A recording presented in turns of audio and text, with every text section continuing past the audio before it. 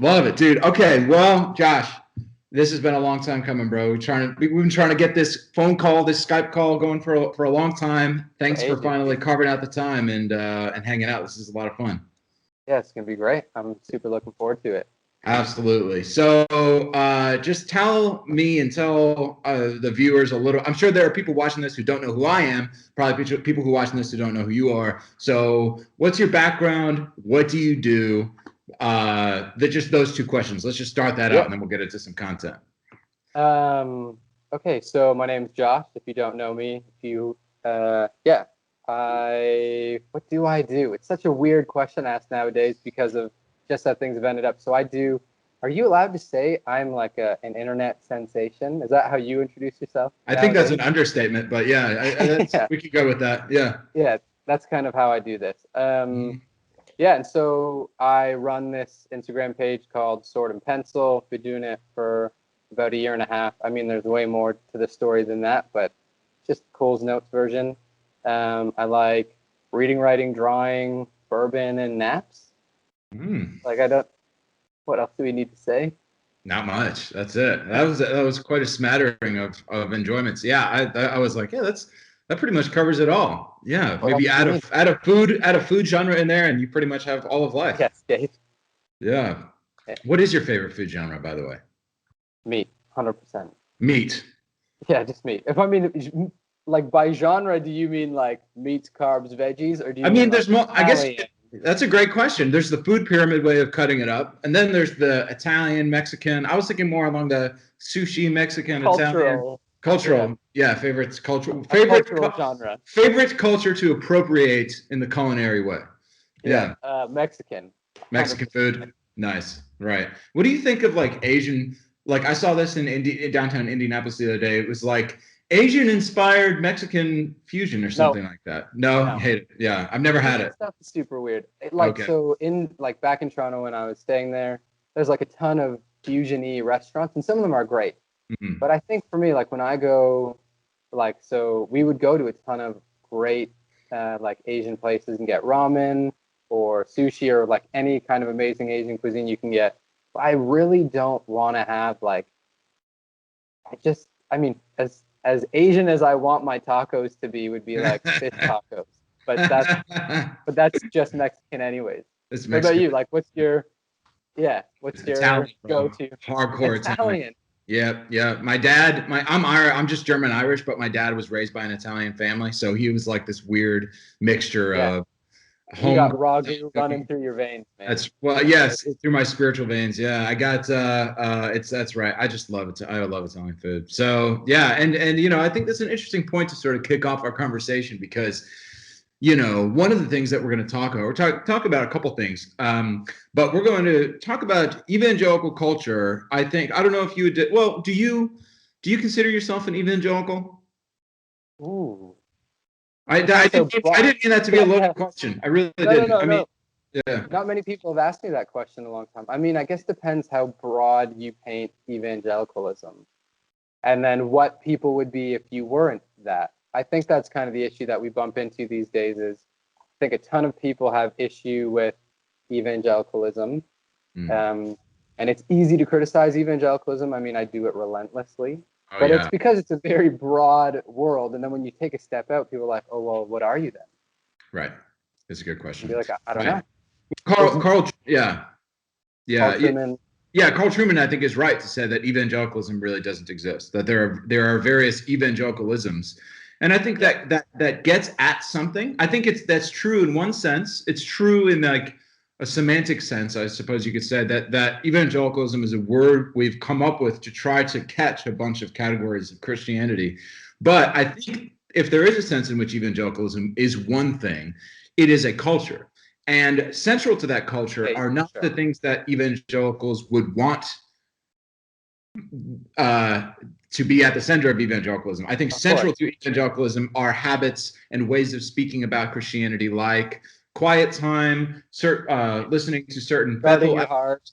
Yes, right, absolutely. I think it's a way of conceiving spirituality where we locate certain cliches, or they don't have to be cliche. We locate certain ways of expressing our spirituality at the center Theology is not at the center. Church is not at the center, and that's fine. That's not a critique. I just think, what is evangelicalism? If you're really going to say what it is, I think that's what it is. And you could probably distinguish between new school evangelicalism in terms of like 30 and under, age 30 and under, which is probably more of that cultural homogeny that I'm talking about, listening to Bethel, doing quiet times, things like that.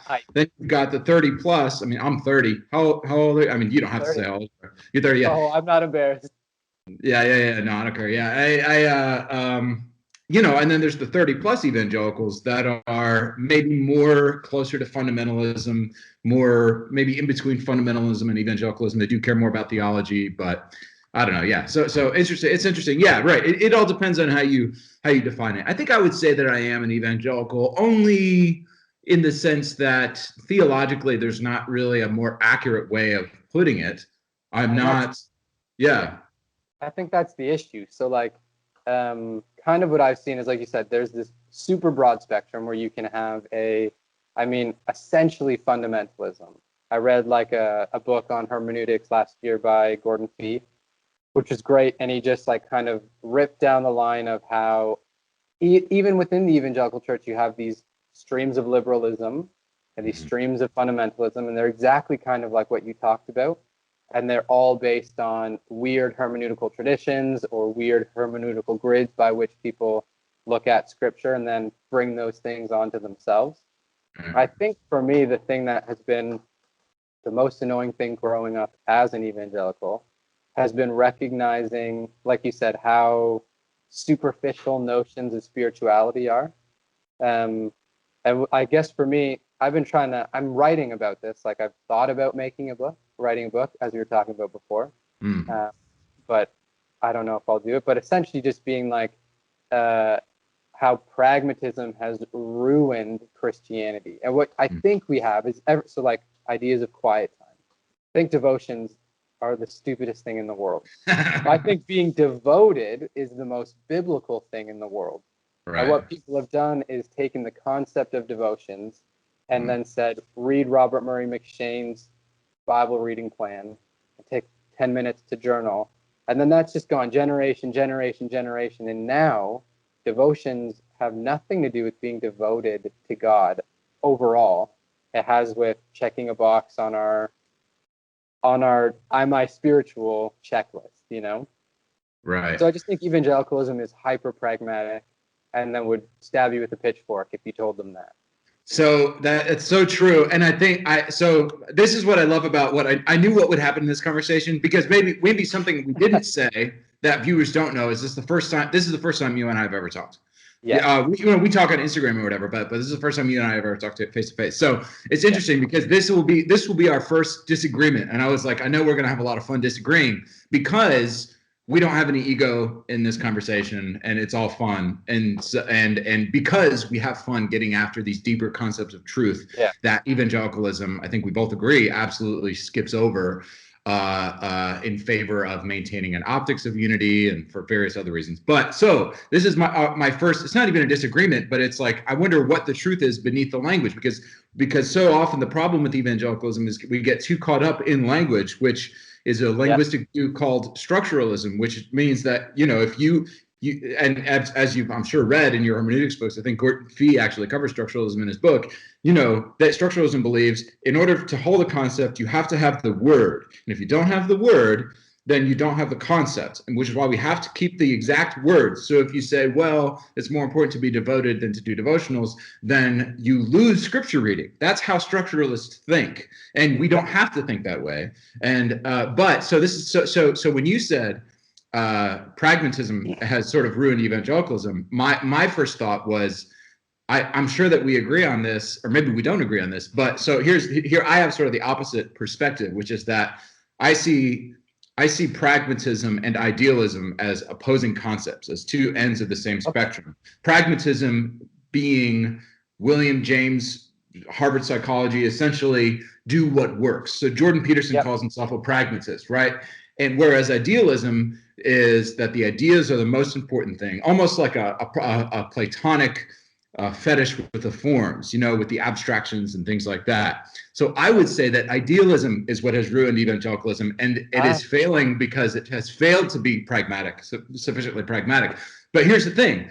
I'm sure that what you mean by pragmatism and what I mean by pragmatism are informed by two different sets of books and two different engagements with that concept, because I think I can see where you're going with that in terms of pragmatism being the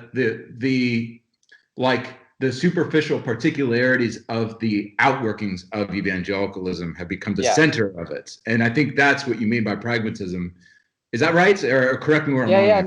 No, I think that's great. I actually think that's a cool distinction to make. And I think at what we've said, I think both are true. And I'm not just being diplomatic or whatever. Absolutely. I'm saying, like, because evangelicalism is so broad, I think that there are aspects that are clearly way too ideal. So people are just walking brains, articulating perfect words, and they cannot live life in any sense of the imagination.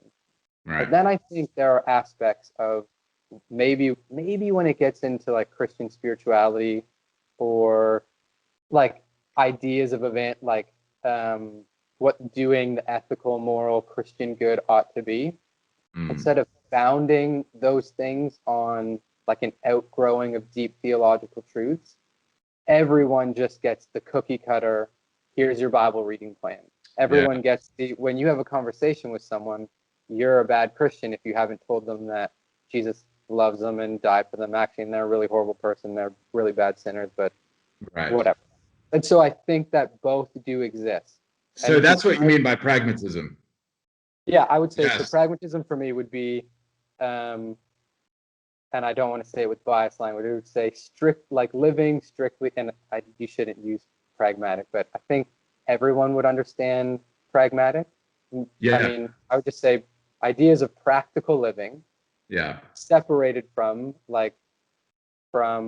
any rational idea of where those outworkings come from, Yeah, absolutely. Right. It's almost like the practices which define the culture are too small. They're conceived with too narrow a conception of those practices. Yeah. Right. Rather than being rooted in a deeper understanding of what those practices represent, and so we become stuck on these practices because we get used to not thinking more deeply about the realities to which they refer. Yeah, in which case you're right. And there's probably, I mean, it's interesting. It's like I think you and I are saying the same thing, but we're using the opposite terminology to explain it. But I think you're exactly right.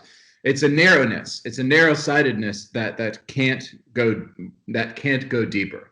It's a superficiality, and that's why beginning this conversation about food, I think, was interesting, because it's like, I don't know. It's, I always remember, like I know that I feel bad sometimes, especially the more flack I get online, and you probably understand this, because I rag on like Matt Chandler a lot and John Piper a lot, not because I have anything against these guys, but because they represent ways of thinking that are adopted by hundreds of thousands of people. So when I say this, I don't mean to critique the guy John Piper, because I've met John Piper before. We've had lengthy conversations, and I like him. He's always been very nice to me. So it's not personal at all. But I know on Desiring God, he had this one blog where he's like, once a year I eat a large Butterfinger McFlurry to the glory of God, and I'm like, once a year? Yeah, once a day. Yeah, right. And it's like, it's just that, it's that mindset of well, we'll get into it in a bit, but that's the thing. It's a way of thinking where it's expressed in a certain practice, and it comes out differently for everybody, where there's a stinginess with pleasure, there's a stinginess with the body, and all of reality gets packed into these 2 or 3 modes of spiritual expression. And all of the rest of life has to fit through that needle, that eye of the needle, and it's impossible. That spiritual eye of the needle, and it's just it's completely impractical. It doesn't work, and nobody actually lives that way. The most we can do is pretend to live that way. Yeah, which is like the height of hypocrisy. It's literally Phariseeism. Right. I think, like, to go deeper, like I wanted to write like a paper on this in seminary, but I left before I had the opportunity was how evangelicalism has adopted functional Gnosticism. So to that, like in some respects, like you're saying, it is this narrow articulation or way of living life and talking about life. So enjoying a McFlurry once a year to the glory of God, where everything physical is less good for you than anything spiritual. Right. And so it's, you have this idea of like, I remember the very first time this got brought up in my life, I was in my undergrad, and a bunch of us got a bunch of pizza and beer to have some food. And then someone was like, is this the best use of our time? Couldn't we be evangelizing and praying? And I was like, you can. Go for it. More pizza for me. I will have your beer and your pizza. Like, but I do think, I mean, like, same for me. Like, I like John Piper. I appreciate Matt Chandler's sarcasm. But I think that maybe not John Piper as much, but a lot of the guys who are like Piper's cronies. That's the issue, really, is the derivations. The Piperism is really a bigger problem than Piper himself, I think. Oh yeah, right. And that's the issue. Is like, and it's not even just, we've equated spiritual maturity by being able to talk like John Piper or whoever else it is, and at the same time, we've equated spiritual maturity. My wife and I got in this huge conversation about this the other night about how most church ideas of maturity are how shitty you feel. I don't know if I can press on your podcast. Wait, oh no, yeah, no, totally, yeah, absolutely. Okay, day to day. And so the height of Christian maturity is not love, joy, peace, patience, kindness. Against such things there is no law. It's, oh, wretched man that I am, who will rescue me from this body of sin? Every day. Yeah. Every day, at every moment. Be like, I never feel that guilty. Yeah. Right. You know, even when I am a jerk. Grace abounds. Like anyway, right. So which kind of is an interesting point that highlights a bigger topic that will segue us into our main topic, which is that a lot of evangelical culture, or one of the distinctive practices that we're talking about, right? As you would say, that one of the narrow-minded pragmatisms of evangelicalism, or as I might conceive it, one of the narrow-minded idealisms of evangelicalism, is the emotional law. We have exchanged a behavioral law for an emotional law. And the law is that you must feel this way about these things, and you must experience these things in this way. Otherwise, you're thinking wrongly, that's something it's like a big hobby horse of mine, that's called cognitivism, which is the belief that there's a propositional logic behind every single emotion, which you actually believe, which you can undo, which is that's not how behavior change works. That's not how psychology works. But all that to say, that brings us into this bigger issue of, one of the distinctions between how men work and how women work is that culturally women tend to think more emotionally. And the fact that evangelicalism now culturally is defined by hedonism, is defined by a Christian, explicitly called Christian hedonism, which is more emotions oriented. It's an emotional way of conceiving of God. It's an emotional way of it's an emotional canopy over the entire spiritual life. Rather than, talking about binaries, right? Hedonism exists on a binary with Stoicism, and Stoicism is the opposite of hedonism, meaning that the goal in life isn't pleasure, but to be reasonable and to be rational and to be consistent and disciplined, and actually to achieve a self-rulership that is able to ascend emotions rather than trying to make your emotions play king of the hill with one another until your spiritual emotions or your religious affections, as Jonathan Edwards would put it, wins the king of the hill game. And which brings us to the topic that we're talking about, which is something like emasculated Christianity, or something like the emasculation of Christian culture through evangelical culture or through evangelicalism. And I think there are a lot of themes here. There are a lot of themes which you can tie to certain people that are coming out more and more. And the bigger this system grows, the bigger this culture grows, the more rigid it becomes, just like leftism. Every year, every day, it gets a little bit more extreme.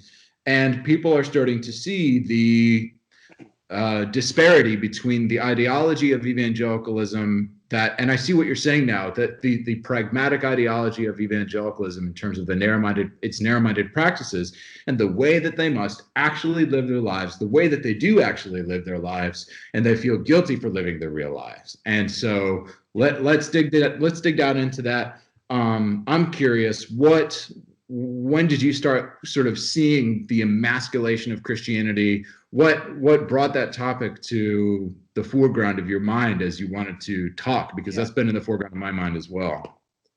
So like I wonder what would kick it off. I was fortunate. So my dad is now a pastor, but when I was growing up, he was a cop. And so I was surrounded by men, like very masculine men. Most cops are masculine men. Yeah. And it was really neat for a time, especially for a time when my dad, he pastored at a conservative Baptist church. And so he fits into that realm of evangelicalism, and we bump up against stuff. But there is a way that he communicates, at least, that was respectable and had general ideas of stuff that I resonated with when I was going there, when I was that age. As time went on, I recognized that there were, I have general thoughts about this. I just remember continuing to think about how one side, Mark Driscoll was big, I think big for everyone around at our age, and the emasculation of Christianity, the emasculation of Jesus, from like the hippie guy and Mark Driscoll's very classic Driscoll way of talking, the short-haired carpenter who's like probably had teardrop tattoos and like cross tattooed on his arm, but Jesus was a man, and I just think recognizing as time has gone on, it's kind of been progressive. I bumped into stuff, but I just recognized that all the people that I was friends with stopped going to church, and they were all just dudes. Mm-hmm. And I kind of kept going because I knew I was supposed to, though the way that I would do things wasn't necessarily the most accepted. And so I think for me, and I guess further too, in it, deepest for me was how quick people were to continually shame excellence or pursuit of excellence. You see it everywhere. And not just theologically, not just from a preach, but people who want to excel in any arena kind of just get shamed down to, and it goes right back to spiritual stuff. Yeah, but do you know as much theology as me? Do you only have one Butterfinger McFlurry a year like me? Yes, that's right. Like the progressive one-upmanship of spirituality, It is. And so when I see you succeed, and you're killing it with Self-Wire, and it's great, I get excited and I get inspired to go do more myself. And I'm like, what kind of person would I be? And where are the motivations for someone to tear someone down? I'm not saying that is feminism or feminism within the church. I just think there's an insecurity behind most of the emasculation because most men don't recognize who they are. Yes. And are more guilty and ashamed of other men trying to succeed. You're 100% agree, because if you see the guys who are critiquing, and I bought into this for a while. This whole manhood isn't about being macho, bro. But it's wait a second. It's more than being. It's more. If you conceive of being macho as the optics of traditional masculinity, yes, you could think of the ideal man as being more than that, and he ought to be more than that. But it's not less than that in terms of the ideal man, right? If it's is hunting and fishing and physical strength and what do all those things represent? Not to get too Jordan Peterson about it, but it's competency. And the scary part about competency is that if you're in a capitalist system and you're not in a Marxist system or even a culturally Marxist system, competency yields disparity between people who are going to be rewarded more and be richer and have more power than other people. And so the people who are critiquing the macho stuff, and I had this video the other day, evangelical culture's beta culture. Everybody who critiqued it, they look like the most yes, it's the most sissy, pencil net, all the stuff that guys like your dad and guys like my dad would have made fun of. It's like those are the guys. that really critique it, because there's a Marxism beneath it, and because evangelicals hate competence. They hate competence that doesn't play by their rules, because they know that they can't compete, and because they know they're so incompetent in the areas which matter to real men. Yeah, it's actually so fun. Part of me wishes you never said that. Oh, no, they know. Like, I mean, in my realm of wanting to be competent and rise to the top, like, that's the secret.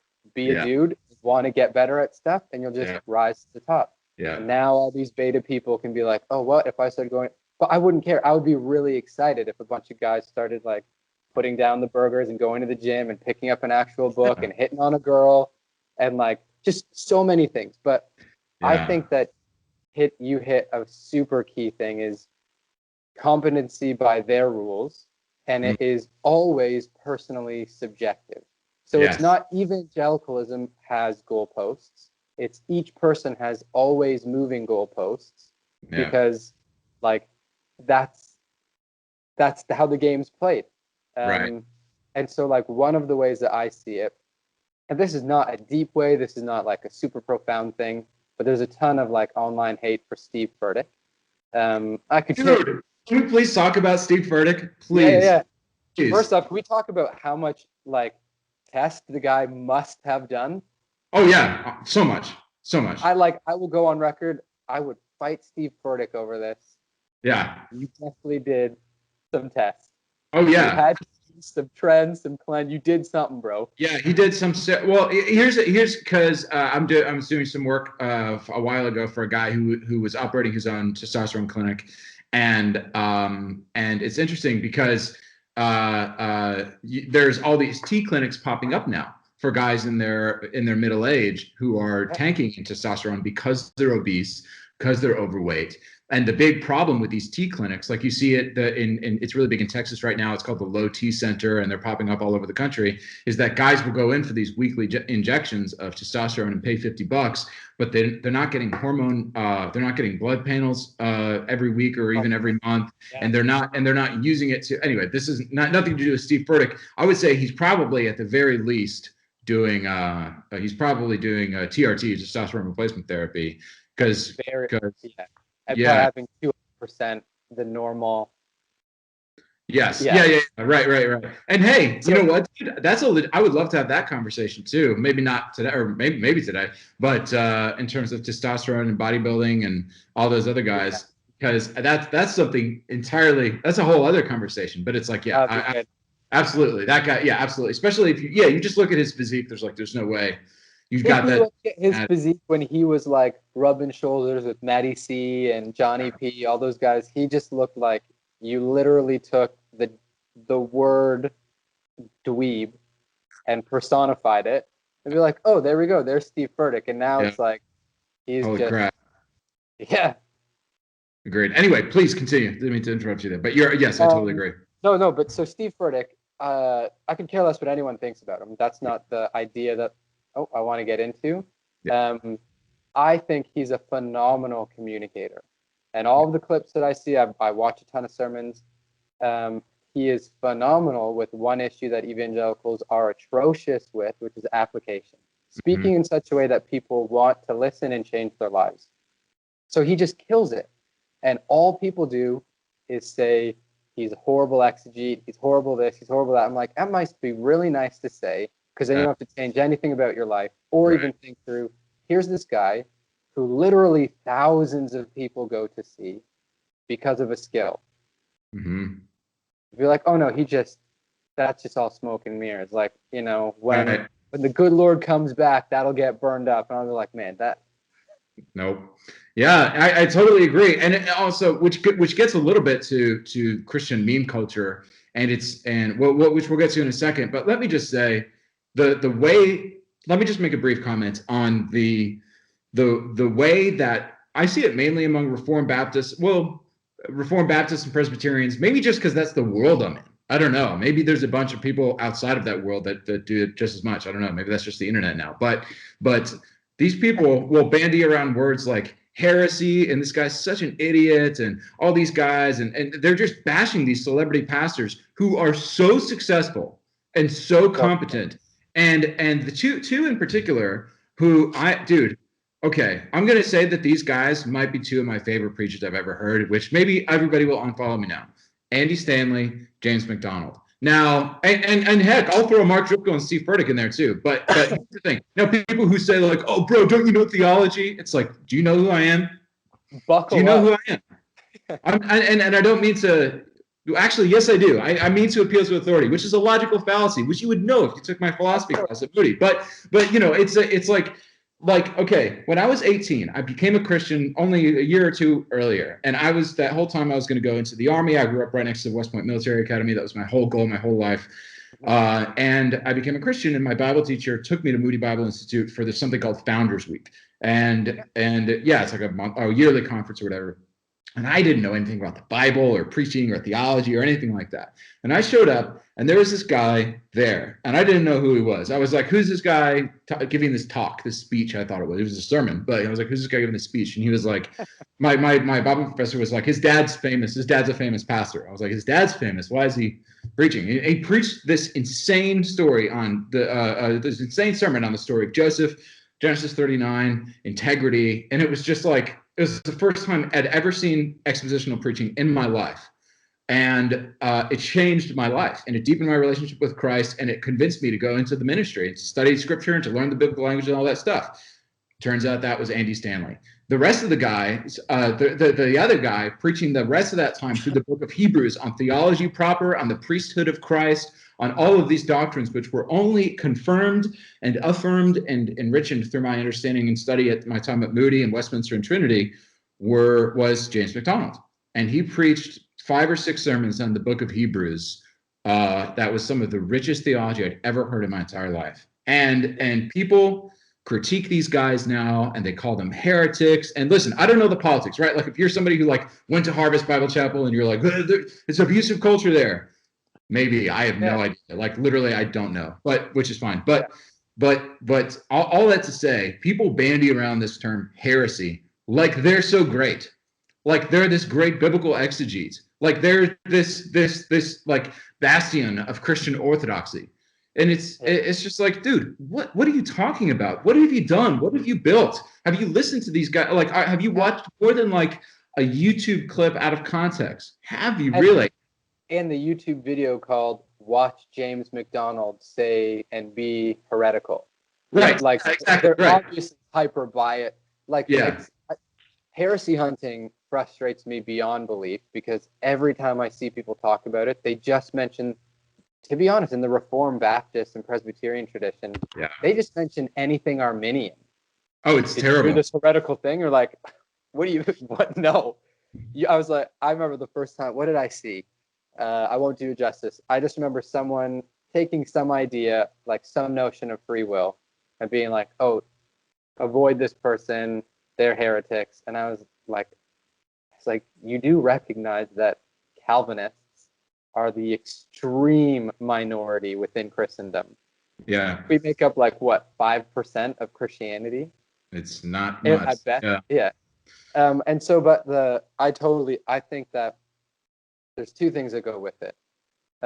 When you get an education, you recognize how little you know, and you become open-minded and want to find out more. Same thing happened to me when I was studying physics. And so my first year, literally my first year, I was like, oh my goodness, I'm so smart. I could conquer the world. I tried inventing a perpetual energy machine.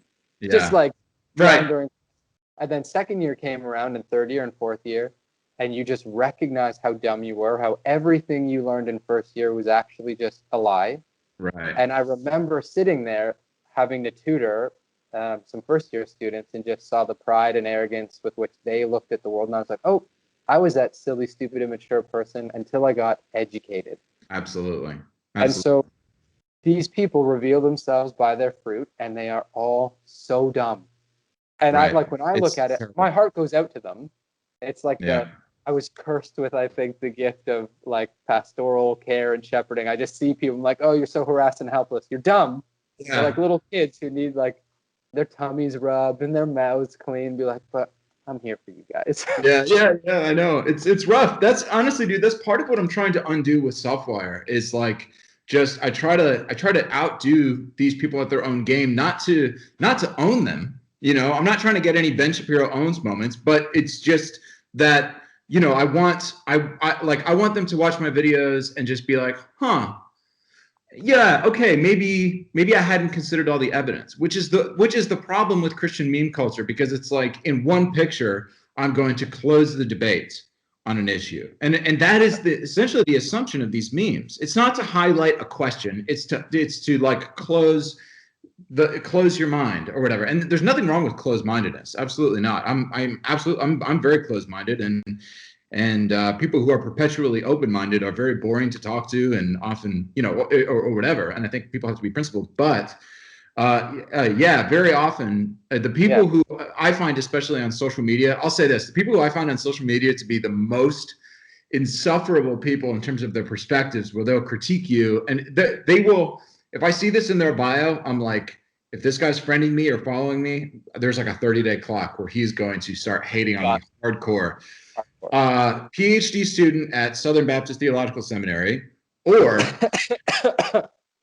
MDiv student at Midwestern Baptist Theological Seminary. If I see one of those two things, I press a start button. I'm like, 30 days, bro.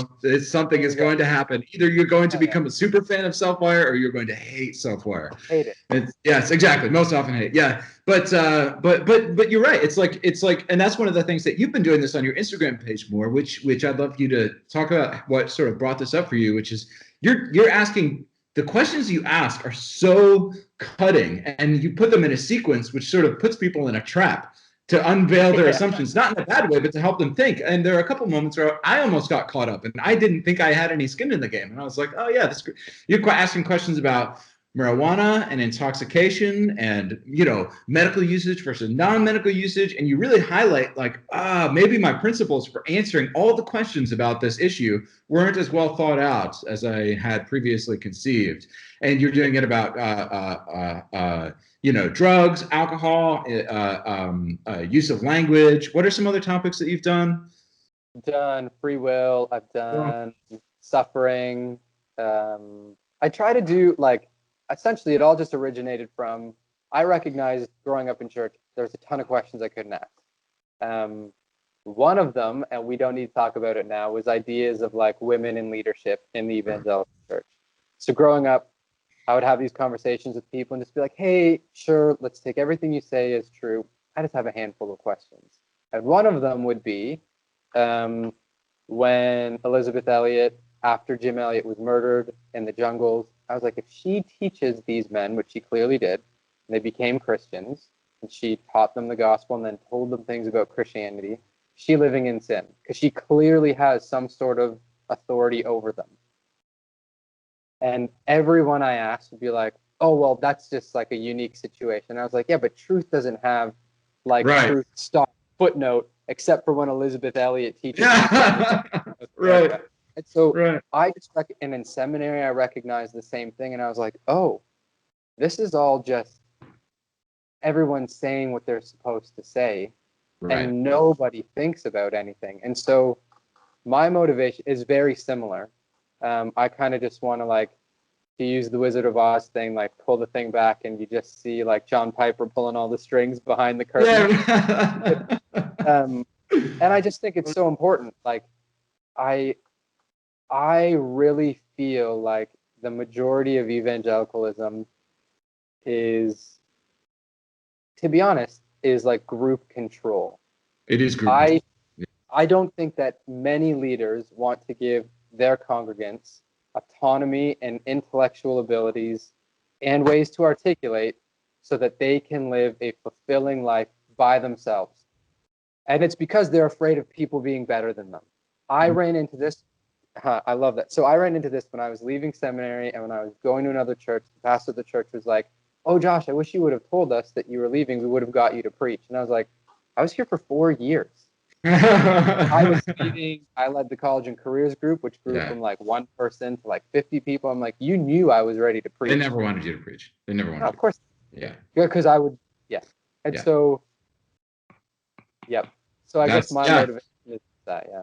I 100% agree, and I think it does come down to the issue of autonomy. And this was something that me and Dr. Ben Hooser, well, oh man, how much do you like? I haven't talked really much about Dr. Van Hooser publicly, but I'll just say this. Kevin Van Hooser, I've seen him do this with people. Wherever you're coming from, he will find the position that will be most challenging to you, and he'll take that position. He has his own principles, but he's very good at pushing you in a way that forces you to answer hard questions that you probably haven't thought through about your view. Let me just say that's what I was trying to say. But central to my dissertation was the notion that people who are traumatized need to recover a notion of autonomy. And this is something that he pushed me on a lot, because he was, his whole point was like, do people really need to be a law unto themselves? Because of course, and my response was, well, that's the etymological fallacy. Autos nomos means self-law, but that doesn't mean that that's what the word means. That's butterfly doesn't mean a stick of butterflying. But yes, yeah, right. But the whole thing is like all it means is, and that's why I had to use a different word, which is actually a much more ancient. Autonomy is a Kantian term coming from Immanuel Kant in the 18th century. There's a much more ancient concept, which is an Aristotelian concept 2,000 years before that, called autocracy. So this autocratic, which just means self-rulership, to krino, or the krato, to judge, right? You rule yourself, you're self-governing. And this is an Aristotelian concept and a Stoic concept.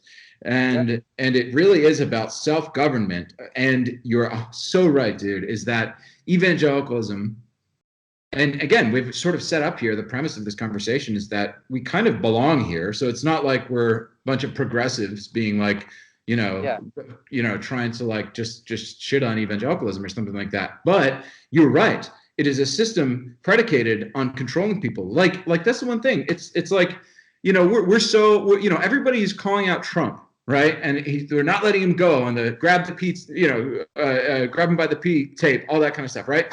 It's like, okay, what happened at the Village Church with this chick who was married to this guy who was like into child pornography or something like that, annulled the marriage, and they publicly disciplined her and shamed her in front of the entire church, and that we're just letting that go. Yeah. It's like, that just happened, and we're like, well, it happens. We're willing to accept that from ourselves. And when it makes us feel morally praiseworthy, we're willing to jettison people like Mark Driscoll. We're willing to, critique Trump's character, which is easy. Of course, it's easy to critique Trump's moral character. Of course, that's easy to do. It's like, it essentially allows you to feel good about yourself. It allows you to have a feeling of being virtuous, doing nothing. That's exactly right. And yet, when we look at these things, like what happened at the Village, it's like we don't really flinch, because we recognize that this is what we have to do. Things like this have to happen. Women like this, who in all their marriages to pedophiles, have to be disciplined publicly, because otherwise, how else do we control people?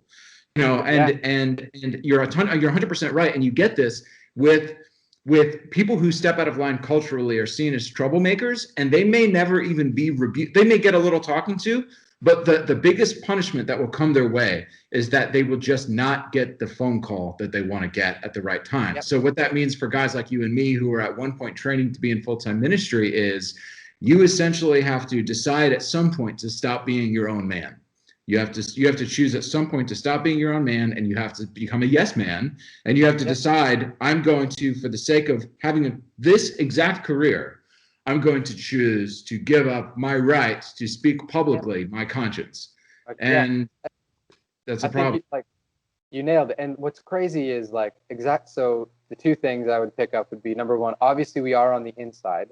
And so I think the critique, if I'm going to paint it in the way that I use my language as like a charismatic, discernment, often when you're working out and you're like, your rotator cuff is injured, you have to point that out, and you have to change things to rebuild back up so the entire body can be strong again. Yes. And I just think that there are people who exist in the church who have been pushed off to the side because they're kind of the canary in the coal mine type, who are like, hey, have you guys ever thought about how this is a massive issue and people are leaving in droves? And the amount of times the answer I get to that is, oh, they're all going there for like the hype, the flashy, blah, blah, blah. But when all the smoke and mirrors leave, people will come right back to us, evangelicals, because we're preaching the gospel this way. Like, no, people are leaving because there's nothing there. I think more and more people are recognizing it. So my goal is not to tear the system down. Right. It's to strengthen the structure and then let this like ivy crawl up the structure and then continue growing, continue flourishing. I think we're so stagnant. And I don't know what I want to say. I, in part, cannot stand aspects of confessionalism only because it is this constant looking back without being able to look forward. So I love historical theology. I love it. I love the church fathers. There's so much to learn from the church fathers. But one thing we could all do great to learn from the church fathers is to assess the current culture and build it. Yeah. And we don't do that anymore. You're right. This is not like a, well, there is a, have you heard of, Immanuel Kant wrote this article called What is Enlightenment? Are you familiar with that? Yeah. That's everything you're saying is right. So in line with that. Yeah, you read it. So few people have read that little article. And, you're right. Because, obviously, as you know, his whole point in that article is that as soon as you codify a confession, then you're saying to the next generation who embodies that institution, you are not allowed to hold any of this data accountable to the Bible. This is fixed. If you disagree with any of this, you either have to start another denomination or, God forbid, yes, exactly, you're cut off. God forbid you're 50 and you change your mind about baptism. Well, now you have to switch your ordination credentials, and you don't know any Presbyterian. Look, what are you going to do? You have to become a carpenter. You have to become if you're lucky enough to have carpenter skills, like most of these guys, it's like, to have and I'm not saying that there are all these closet Presbyterians who are within Baptist communities who are just too scared to switch. It's just the fact that listen, there are strengths of confessionalism, but you have to acknowledge the weakness, which is that the existence of the confession, which binds eternally an institution to certain doctrines, means that you are never able to rethink or reassess the validity of a certain doctrine, as which means that confession becomes a paper pope.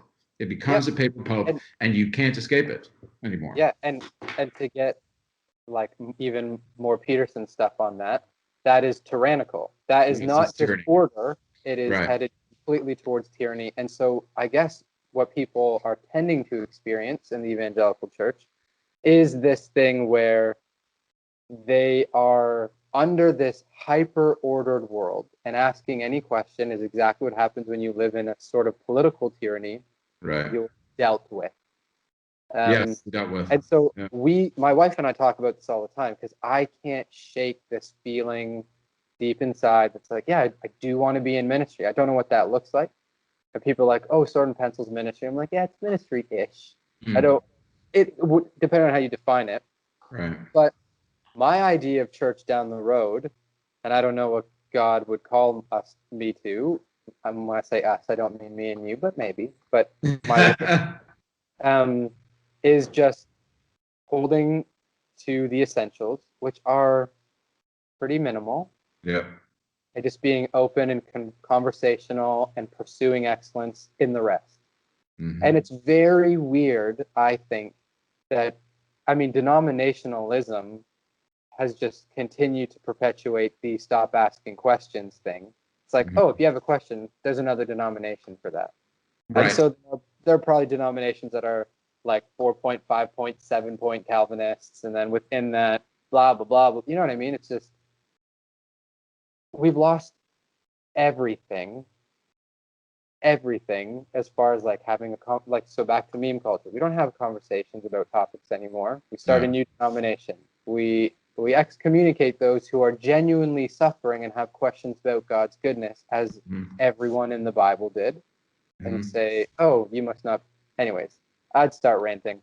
Yes, well, that's what this is, man. And it's people don't think this way, and I'm sure the things you're saying are going to make certain people, their blood boil, and good. That's fine, because nobody says this stuff who stays. That's the problem, because evangelicalism as a culture is not elastic enough, as you're saying, to contain people who are who don't like it there. They're not relationally intelligent and emotionally competent enough to handle people who are having problems within the system.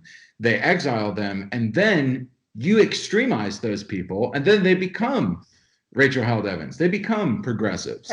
And it's like, in a sense, you create the monster that you're so scared of by expediting that process. And it's like you said, it's out of insecurity. And then you get this progressivism, which is so centered upon the self.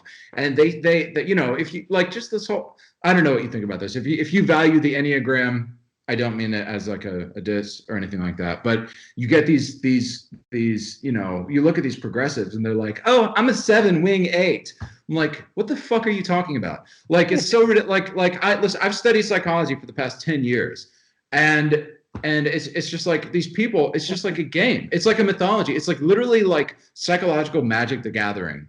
And they're just like, they're indulging in this thing, and it's like your life becomes what number you are and what wing you are, and understanding everybody else in those categories. And it's like that progressivism produces this self-centeredness that is so uncritical. Because listen, as much as I would criticize evangelicalism for not thinking deeply, progressivism thinks far less deeply about things, I think. I mean, they may be onto some things that evangelicalism doesn't want to acknowledge, and in that sense, some of their writings are refreshing, like subjectivity and the intersubjectivity of hermeneutics, and like postmodernism, all of the good that we can get from postmodernism, which is a lot. You're absolutely right. They critique, or they're willing to learn from those things, which is refreshing. Yet, because modernism isn't so great, and that's what people don't realize, and neither is pre-modernism. And so the problem is, you get that with progressivism, and the problem is, you're absolutely right, is that we create progressivism. Progressivism is an outgrowth of evangelical failure, just like postmodernism is an outgrowth of modernity's failure.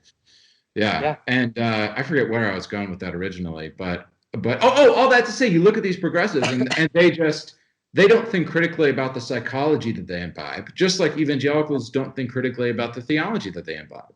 And it's all about saying the right things. And if you look at progressive culture, they have their own language games, they have their own dogmas and doctrines, and it's just another thing. It's just another, it's bizarro, or whatever. So it's this really weird. When I look at it, I see 100% agree with you. I see all of that. And I think wrapped up in it is this severe lack of identity and a superficial foisting on of something.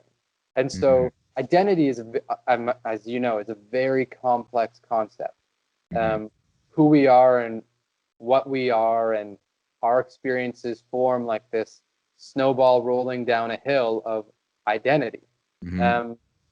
And so when I look at the Myers-Briggs Enneagram stuff, when I look at the hashtag Calvinist, whatever it is, I don't care if it's political, theological, anything, it's identity searching. And so I recognize, my wife and I do a ton of bouldering.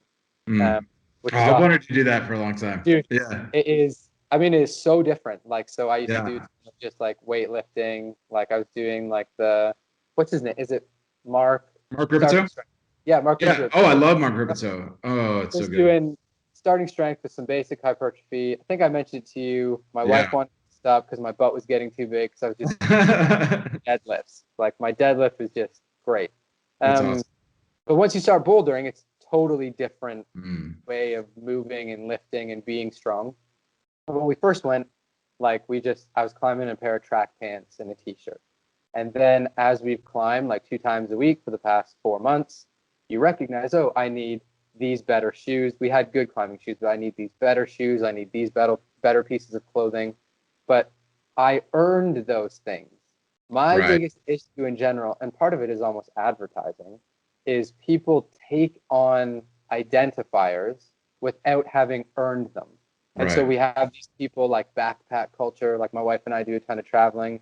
I have friends who have never traveled, and they have their Patagonia sweaters and their big spray backpacks and their awesome hiking boots. And I'm like, what do you need that for?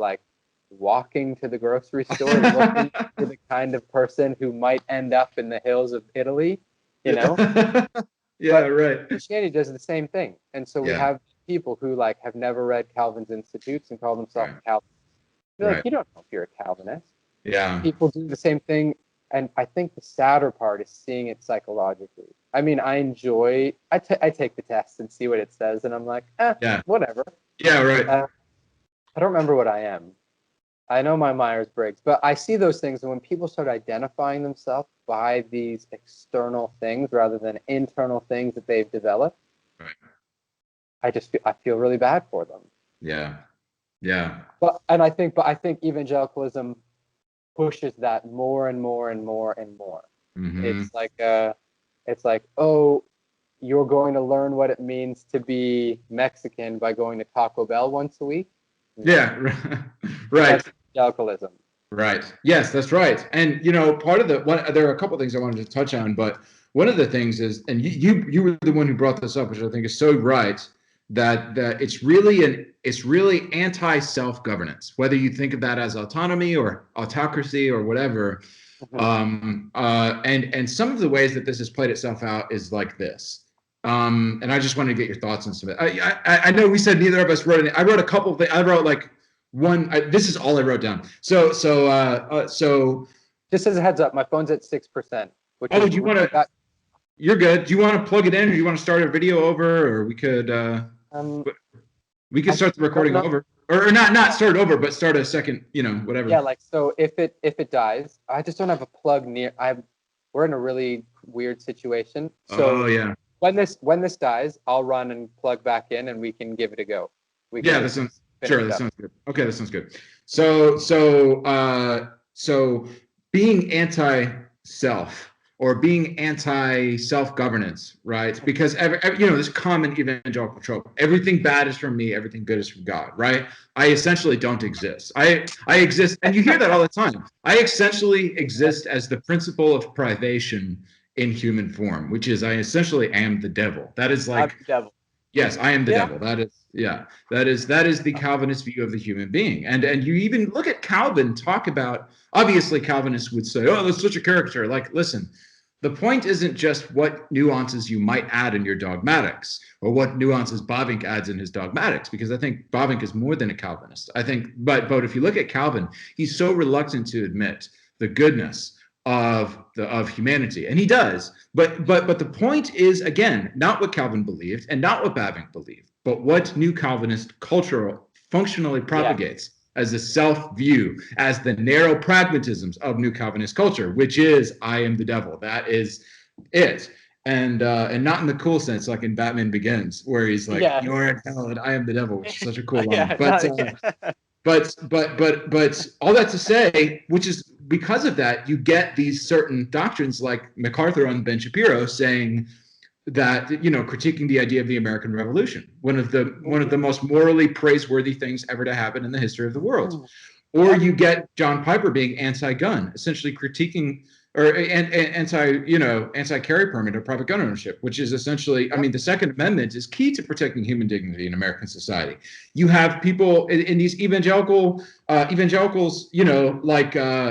Russell Moore or whoever else jumping on this anti-wall thing, and you see these people, these people who are the opposite of border hawks, saying, like building a wall is xenophobia or whatever, and it's just absolutely ridiculous. Like, should we not have borders? Like, the people who are saying America shouldn't have borders are the same millennials who are like, I needed to put up boundaries with my parents. And it's like, yes, you put up boundaries with your parents and your personal relationships, but you're not willing to put up a wall to protect our nation's sovereignty. And people who are anti-Trump, easily scandalized, clutching their pearls when you say anything. Imagine saying the F word in front of some of these evangelical leaders. Just, how could you ever say that? They're anti-partisan, like Tim Keller, who says that Christianity doesn't fit on the right or the left, and that we should reject both parties. What? Are you kidding me? So are you saying that we couldn't ever in any sense say that Christianity compels us morally to vote Republican?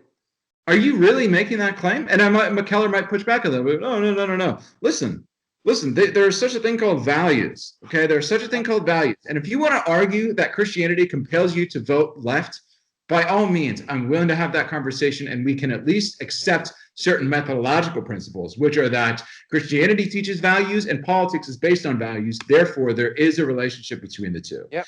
And then you get anti-self, stuff like everything of me is bad, everything of God is good. And then you have, this is the stuff that characterizes evangelicalism, and this is the way you have to talk when you can't functionally, or as you said, pragmatically dignify the self. And I just wanted to get your take on that. That's all I wrote down. But no, well, that's good. That's a good rant. I felt it. Yeah, you felt it. As President Charismatic, you felt it in your gut. Yeah. Felt it. Right. Yeah. Yes. No, I actually think all of that stuff is based on this deeper thing of all of those people are good at one thing, which is Bibleizing. Yeah. And so, like, very few of them actually step into the political realm and understand the nuances of the political realm. Very few people recognize. So, for example, what has drawn this out for me over the past maybe month, I've been fascinated again with Christopher Hitchens. I'm a huge Christopher Hitchens fan, and I love watching him trounce people in like political, religious, all sorts of debates. But what he does so well, he doesn't care about the idea of God existing. He pretends that he does, but he really cares about getting into the Christian world and self-destructing. He's like an anti-theist kamikaze. He knows what he's doing. And what he does, so my wife and I were listening to a debate, and my wife is like, ooh, like, I feel that, I get that, I heard that my whole life. It doesn't matter what arguments the theist and Christian is giving, because there's something else that's going on. And so I think what you've drawn on is so easy to see from the outside, which is a very narrow, very, I don't even know what the right word is for it. It's just people who are good at 35, 45, 50-minute talks on one topic, which is Jesus dying and raising again, and trying to every area of life. Yeah. Recognizing that everything needs nuance. I think the anti-self thing is even worse. Like, I have been praying actually about this a ton, to be like, Lord, how do I act in church when everyone thinks that they're the worst person ever, and the Bible just doesn't talk about that? That's not what depravity is. That's like notions of non-Christians doing good works come from being made in the image of God. If you don't think that there's inherent good in humanity, I don't know what path that leads someone on. Yeah, other than like personal depression. Yeah, I don't know what it does for the community at large.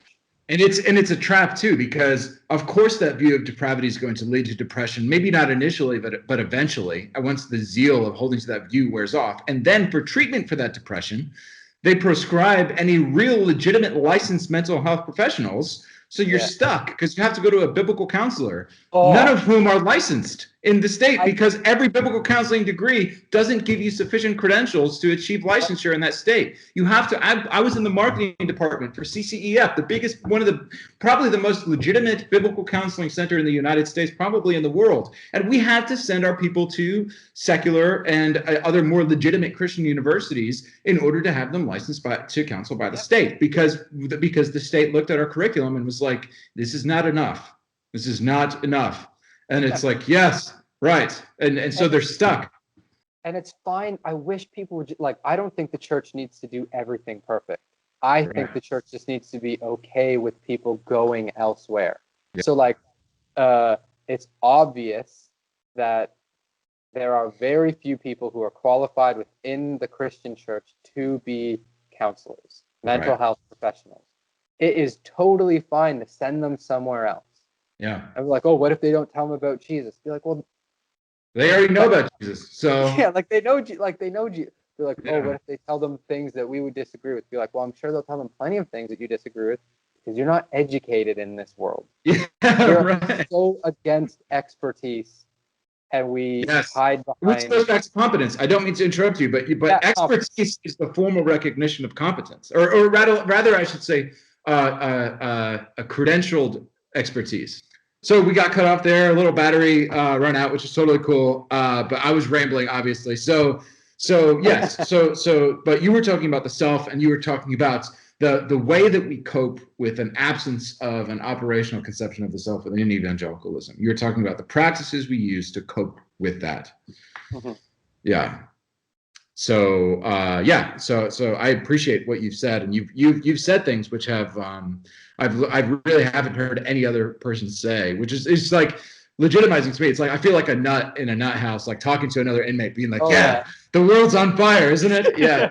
But of course, we're not, like you said in the beginning. I think it was so refreshing to hear you say that. Of course, the people who want to tear down the system, of course, are insane, and we shouldn't listen to those people.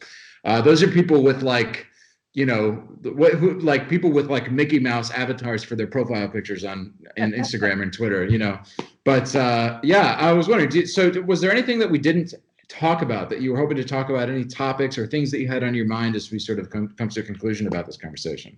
I think one of the things that you brought up about like the MacArthur and Ben Shapiro thing that I found really interesting was like the anti-revolution aspect of stuff, which I found very fascinating hearing Americans say that.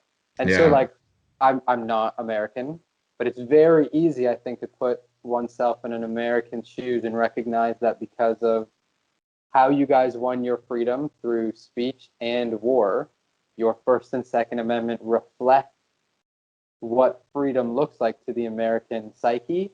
And I find it very weird to see.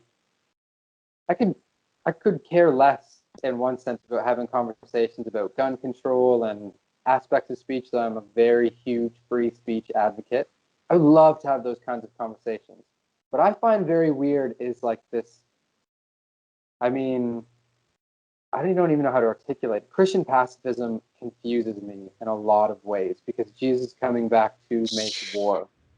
And I mean, we all, I think, have to agree in the just war. Like my wife and I just went through like all this world history stuff. You come into World War II, and I mean, I just don't know what else to say about it. Like, what should the rest of the world have done? Right. We don't do. Yeah. We don't do that. It's immoral, right? And that's one of the best arguments against pacifism is that it incentivizes aggressors to do harm, and it incentivizes malevolent actors to do harm. Yeah, absolutely. So, what do you make of that? Actually, what do you make of that Ben Shapiro, John MacArthur thing? Yeah, I definitely disagree. And with all due respect to MacArthur, because the guy's been doing what he's been doing for a long time. Obviously, he's one of those guys that's very competent, and he's built what he's built, which is awesome. I mean, what have I built, right? It's like obviously the guy is a competent guy. He's obviously intelligent. I did an episode on Doctrine and Devotion recently on pacifism and just war and realism. Really? Yeah, in which I come down on the side of just war, which is very like not popular, especially among intellectuals. I mean, just the way it's played out. The problem with just war in theory is that it actually prolongs war because as soon as you make the cause of war just for each side, well, then neither of them are going to surrender, neither of them are going to compromise, because any compromise to end the war is seen as a moral compromise and a compromise of principles. But the problem is that's actually not how it plays out practically. So when you have just war is two things. It's a way of quantifying the methods and reasons for going to war, and it's also a way of reining in the extent and the methods that we use in combat. And so if you don't have just war theory, then the problem is then all bets are off. If you can't have a just way of going to war, then you're not going to go to war justly. And so you have to have a just war theory, that's one of the things that just war theory and realism have in common, is that it says war is a reality. It will always exist as long, before Christ returns, it will always exist. And what we have to do is figure out what Scripture says about it, and if there's such a thing as just war. Clearly, Paul talks about in Romans that God put the government in place to put fear in the hearts of evil men and to maintain civil order. And to participate in that is an inherent good, not just a utilitarian good, but an inherent good.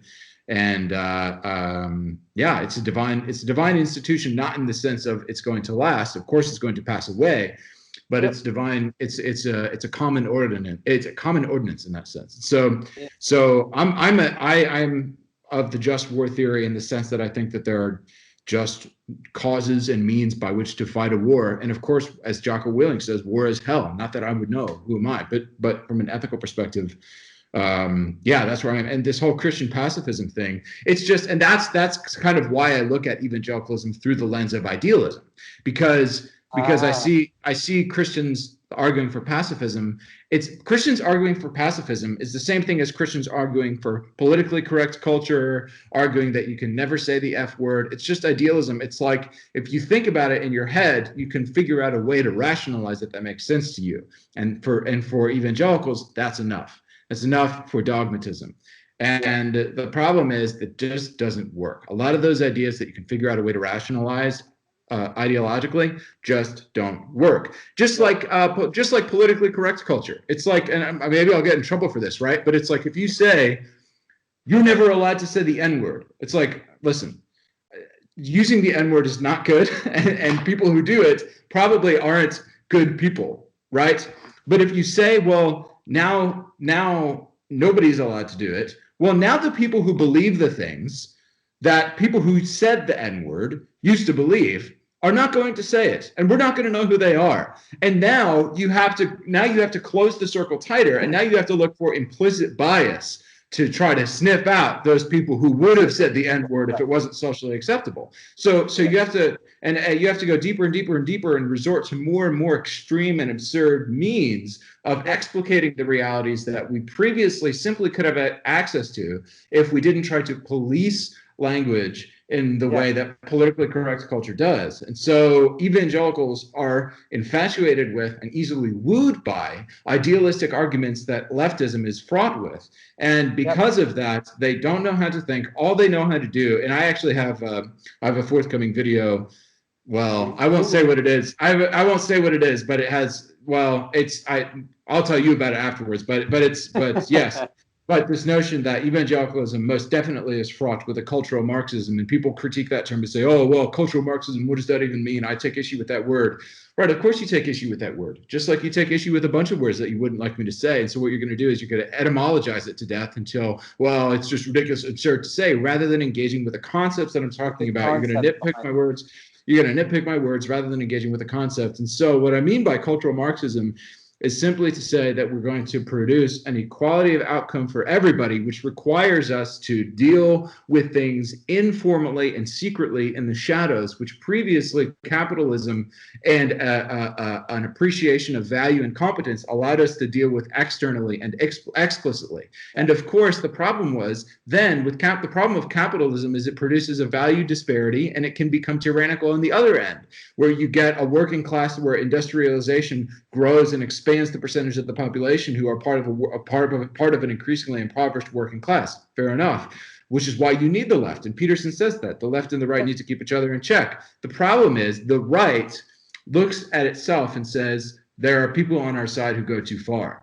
Ideologically, not in terms of action, but in terms of ideas. There are ideas that are too far to the right, like racism. People on the right, reasonable people on the right, look at racism and say, no, that's bad. You know, black people and white people, there's no inherent difference between them, even if they may, due to sociological forces, experience the world differently because of the color of their skin. Then nothing is different in terms of their inherent dignity as individuals, or they're all humans. Whatever benefits are accrued to each individual by virtue of their humanity, they all have. Likewise, or on the other side of that, so people who reject that, the right says, you're not welcome to the table. On the left, there's no idea that's too left. There's no idea that's too left, which is why now you have people on Twitter saying, oh, pedophilia is a sexual orientation, you bigots. It's like, okay, you're not allowed to the table anymore. And it's going to be interesting to see how the left deals with the insurgence of pedophiles who want to claim identity within this LGBTQ intersectionality thing. It's going to be interesting to see whether they accept them or not, or whether they're bigoted toward them on the rules, because I don't know. Eventually, I'm wondering, will the left become too absurd for itself? And that's the problem with evangelicalism, of course, is that it doesn't know how to see its own absurdities. It can only think in memes. And to the degree, as you pointed out so well, that it can only think in memes, it will never really be able to engage conceptually with itself and to become self-critical. And right now, you had a season in Christianity when evangelicalism was too closely allied with the right.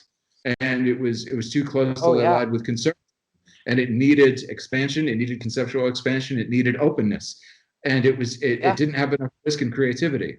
Now I think the opposite is the case, and it's not balanced. It's not balanced. Evangelicalism is defined currently, I think, by a culture of leftism, and I think it will probably. I think it's already. We're already seeing that be undone. The question is just how will it all play out? Oh yeah. Shamefully, I think I've only listened to like one or two of your self-wire things, so I don't know. Your way of closing is. Don't be offended. I think your stuff's great. No. Oh, dude, no. I'm soundbite mentality. I hope you don't listen to it. Honestly, it's it's too long. Nobody has the time. It's So what was I going to say? Yeah, I honestly wrap it up. Honestly, dude, my wrap ups are so nothing. I as soon as I'm done talking, lots of times I don't even have a conclusion. I'm just like, and that's the end. So yeah, goodbye, peace. That's the end. Anyway, yeah. So I'm just going to stop recording. Everybody, thanks so much for tuning into this conversation. I hope you've been utterly offended or encouraged, whichever way. Thanks so much for coming on the show, dude. Seriously, this is awesome. Wow. I can't wait for people to listen to this and for us to commiserate over all the people who hate it. Cool. So yeah, exactly. All right, later, bro. Yeah, for sure, man. Have a good one.